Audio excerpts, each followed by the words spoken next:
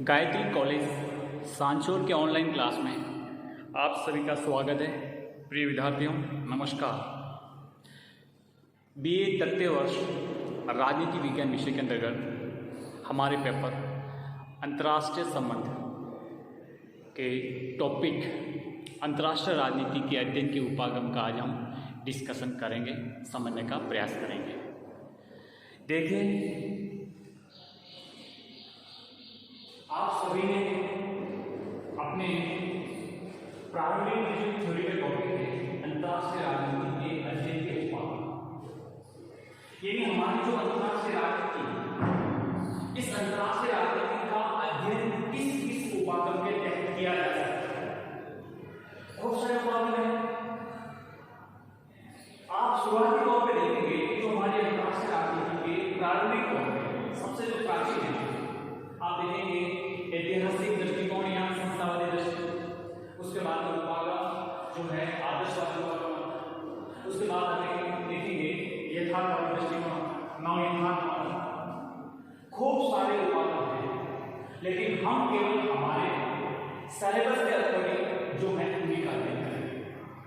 देखिए, आप किसी भी वस्तु को देखने से पहले, पढ़ने से पहले उसके बारे में कुछ आप जानकारी प्राप्त करते हैं कि क्या है, इसकी क्या विषय वस्तु है, इसको कैसे हम अध्ययन कर सकेंगे और ये क्या जानकारी प्रदान करना चाहते। उसके लिए घूमने पर जो भी जानकारी प्राप्त होगी वो उसको समझने का एक आपको एक सामग्री प्रदान करना है। बस हमारे लिए अंतर्राष्ट्रीय राजनीति बहुत बड़ा व्यापक शब्द है, बहुत विस्तृत है, इसको समझना आसान नहीं है। इसमें सैद्धांतिक और व्यवहारिक राजनीति के दोनों पक्षों का समायोजन मिलता है, किसी एक पक्ष को नहीं देखा जाता।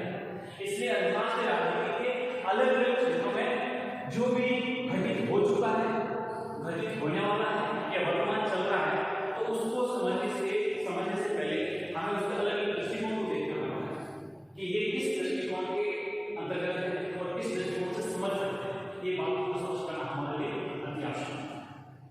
देखिए, आप एक मानवीय के छात्र हैं और उसमें आप देखेंगे हमारे अंतर्राष्ट्रीय राजनीति, आप हमेशा राजनीतिक विज्ञान अध्ययन करते हैं तो आप कभी भी कोई भी तथ्य को समझने से पहले उस तथ्य के भूल की तरफ जाते, अर्थात उसके भूलदर्शी प्रभावों को देखते हैं कि अगर ये घटनाक्रम घटित होता है तो उसके कारणों को जानने के लिए हमें अतीत में जाना पड़ता है, बैक में जाना पड़ता है कि क्या ऐसा भविष्य की घटना कोई घटित हुई थी, अगर हुई थी तो उसके क्या कारण, फिर उसका निदान कैसे हुआ, इस आधार पर उसका जो समस्या का समाधान था वो कर सकते। इसलिए आप देखेंगे कि विभिन्न संस्था है या विभिन्न प्रकार से जो कार्यक्रम में घटित हो चुका है, हमें वहां पर हमें जानकारी प्राप्त होती है, उसके बारे में समझ सकते हैं।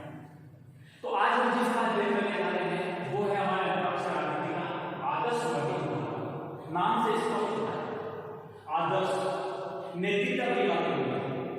ये दृष्टिकोण हमारे अंतर्राष्ट्रीय राजनीति में सबसे पहले और मतलब ये कह सकते हैं कि सबसे पहले आने वाला और पुरातन उपागम माना जाता है, वो है अंतर्राष्ट्रीय जो राजनीति का आदर्शवादी।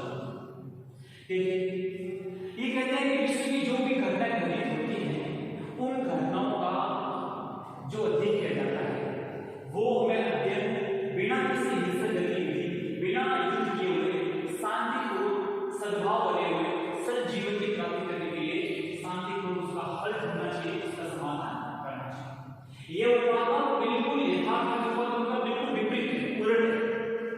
जो यथार्थ उपागम है, जो वास्तविक को देखते हुए तुरंत निर्णय लेता है, जो राष्ट्रीय हितों को और राष्ट्रीय हितों की पूर्ति करने के लिए वो किसी भी प्रकार का कदम उठा सकता है, वो यथार्थ उपागम है। ये बिल्कुल उससे विपरीत है, ये बिल्कुल उससे विपरीत है। ये शांति, सद्भाव, प्रेम, अहिंसा, सेवशुद्धता सब में विश्वास करने वाला उपागम। ये कहते हैं कि युद्ध कोई अंतिम निर्णय तत्व नहीं, या युद्ध से किसी समस्या का समाधान होना, ऐसी एक मनोदशा धारण करना एक प्रकार से मतलब अतिशयोक्ति होगी, उसको ऊपर स्पष्ट नहीं करते। हमेशा हर युद्ध की अंतिम परिणति एक राउंड टेबल पर बैठकर शांतिपूर्वक समाधान ढूंढने पर होती है। तो जब अंतिम तौर पर शांति का कदम उठाना ही है तो युद्ध करेंगे, और युद्ध करना दोनों राज्यों के लिए खतरनाक, दोनों को नुकसान पहुंचता। तो ऐसा नहीं करें। ये कहते हैं कि जो भी अंतर्राष्ट्रीय घटनाक्रम घटित होता है उसका शांतिपूर्वक निदान करने में वुडरो विल्सन को आदर्शवादी विभाग में बहुत बड़े प्रवक्ता माने जाते हैं। उनका तो पूरा विश्वास। और हम भारतीय दृष्टिकोण से देखा जाए तो भारत में भी ये भारतीय जो अपना जो विदेश नीति रही है वो भी इस बातों के करीब बेहद नजदीक रही है, करीब रही है। इसलिए हमें समझना जरूरी है। तो ये क्या कहता है? ये कहता है कि मानव मात्र एक शांतिपूर्ण रहना चाहता है, बिना किसी प्रकार के युद्ध किए हुए अपने संबंधों को स्थापित करना चाहता है। तो हमें किसी भी प्रकार के संघर्षशील वातावरण में न बढ़कर शांतिपूर्वक उस समस्या का समाधान ढूंढने में विश्वास है। ठीक है, तो देखो इस आदर्श उपागम की जो मूलभूत बातें हैं एक एक करके समझते हैं। ये क्या कहता है? ये उपागम कहता है कि मनुष्य स्वभाव से अच्छा और परोपकार है। ये मनुष्य को धूर्त, कपटी नहीं मानता, फरेबी नहीं मानता। ये मानता है कि मनुष्य स्वभाव से अच्छा है, सामाजिक प्राणी है, राजनीतिक प्राणी है, स्वभाव से अच्छा होता है, उसके अंदर परोपकार के गुण पाए जाते हैं, वो हमेशा सबका भला चाहता है। तो आप समझिए मनुष्य स्वभाव से अच्छा परोपकारी है तथा मानव कल्याण तथा सभ्यता के विकास को आगे बढ़ाना चाहता है। उसकी इच्छा होती है कि मानव का दिन प्रतिदिन विकास हो, मानव का कल्याण हो तथा अपने जीवन का चौमुखी विकास, अपने जीवन का सर्वांगीण विकास करना चाहता है। हर मानव इस तरह से सोचेगा तो संभव है कि हमारे इस मानव सभ्यता का भी विकास हो सके। वो कभी भी अनर्गल, अहिंसक, मतलब कह सकते हैं कि जहां से हिंसा होती है ऐसे क्लियर नहीं होता है, वो शांति से रहना चाहता है। ऐसा ये आदर्शवादी उपागम मानता है। दूसरा ये कहता है कि बुरा मानव स्वभाव बुरे वातावरण, बुरी संस्थाओं की उपज होती है। बात स्पष्ट है कि मनुष्य बुरा नहीं है, मनुष्य बुरा बनाया जाता है, बुरा बन इस वातावरण से बनता है। इसलिए कहते हैं कि हमें ऐसा वातावरण पैदा ही नहीं होना चाहिए कि मनुष्य को इस अधोगामी गति की तरफ बढ़ना पड़े। बुरी संस्थाओं और बुरे वातावरण से दूर रहने की आह्वान करता है आदर्शवादी। ठीक है, तो ये कहते हैं कि मनुष्य अच्छा है, परोपकारी है, सद्गुणी है, अच्छे गुण से संपन्न है, उसको हमेशा सद्गति की तरफ बढ़ना चाहिए, न कि बुरे वातावरण या बुरी संस्थाओं के, क्योंकि ये किसी का भला नहीं कर सकती, विश्व में कभी शांति स्थापित नहीं होने दे सकती। इसलिए हमें इस सबसे दूर रहना चाहिए। ठीक है, दूसरी युद्ध एक बहुत बड़ी अंतर्राष्ट्रीय राजनीतिक समस्या है। हर राज्य अपना ज्यादा से ज्यादा विस्तार करना चाहता है, अपने राष्ट्रीय हितों की पूर्ति करना चाहता है। तो वो किस प्रकार से करेगा? वो युद्ध के द्वारा करेगा। ये कहता है राजस्थान उपागम है वो युद्ध से दूर रहना चाहता है, वो युद्ध में विश्वास नहीं करता है, युद्ध में यकीन नहीं करता। वो कहते हैं कि युद्ध एक बहुत बड़ी समस्या है और युद्ध को समाप्त किया जा सकता है अगर चाहे, मनुष्य अगर चाहे तो युद्ध को समाप्त किया जा सकता है। क्योंकि आप देखिए जो राष्ट्र होता है वो परिवार का वृहद रूप होता है, परिवार से ही राष्ट्र का निर्माण होता है, परिवार, कुटुंब, समाज, समाज से अर्थात राष्ट्र। तो ये कहते हैं कि जैसे हम होंगे ऐसे चरित्र हमारे देश का होगा। तो अगर हमारे अंदर अच्छे गुण हैं तो हम आगे जाकर अच्छे काम करेंगे, अच्छे नेतृत्व दे सकते हैं। तो अगर हमारे अंदर बुरे गुण होंगे, अवगुण होंगे, तो स्वाभाविक हमारे अंदर बुरे गुण होंगे। तो जो बुरे गुण होंगे, बुरी विशेषताएं होंगी, तो मनुष्य हमेशा बुरी वस्तुओं की तरफ आकर्षित होता है। तो ये कह सकते हैं बुरी वस्तु की तरफ आकर्षित होता है, तो उसमें एक नतीजा निकलता है युद्ध, और युद्ध से किसी का भला नहीं होता। ऐसा आदर्शवादी उपागम स्वीकार करता है। ये कहते हैं कि जो ये हमारे अंतर्राष्ट्रीय संबंधों की अंतर्राष्ट्रीय राजनीति की बुरी दशा है वो है युद्ध। उस युद्ध को रोका जा सकता है, युद्ध को समाप्त किया जा सकता है।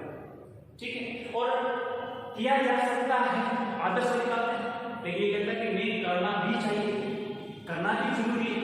नहीं करेंगे तो मनुष्य शांतिपूर्वक रह नहीं सकता, अपना विकास नहीं कर सकता और आगे प्रगति नहीं कर सकता, क्योंकि युद्ध के वातावरण हमेशा डर रहेगा।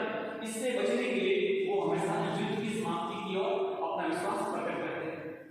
ठीक है, दूसरा ये कहते हैं कि युद्ध को जो बढ़ावा देने वाली प्रवृत्तियां हैं अंतर्राष्ट्रीय घटनाक्रम ऐसे होते हैं कि आदमी को भी राष्ट्र को प्रेरित होता है तो उसको रोका जाना चाहिए, उसको किसी प्रकार से रोका जाना चाहिए। जो भी ऐसी कोई अंतर्राष्ट्रीय संस्था है जो युद्ध को प्रेरित करती है, या ऐसा कोई अराजक राज्य है जो केवल युद्ध की तरफ ही अपना विश्वास बनाए रखता है, जैसे विश्व में ऐसे काफी राष्ट्र हैं जो युद्ध में यकीन करते हैं। जैसे आप देख लीजिए नॉर्थ कोरिया है, ये चाइना जैसे विस्तारवादी देश हैं, ऐसे देश हैं वो हमेशा युद्ध के प्रति उतावले बने रहते हैं। ये आदर्श का बिल्कुल ऐसे राज्यों में ऐसे प्रवृत्ति को बिल्कुल खंडन करता है। तो उन्होंने ये स्पष्ट किया है कि युद्ध को प्रेरित करने वाले, युद्ध को बढ़ावा देने वाले की जो भी एजेंसियां हैं, जो भी क्रियाकलाप हैं या जो प्रवृत्ति हैं, उनको समाप्त करने पर बल दिया जाना चाहिए।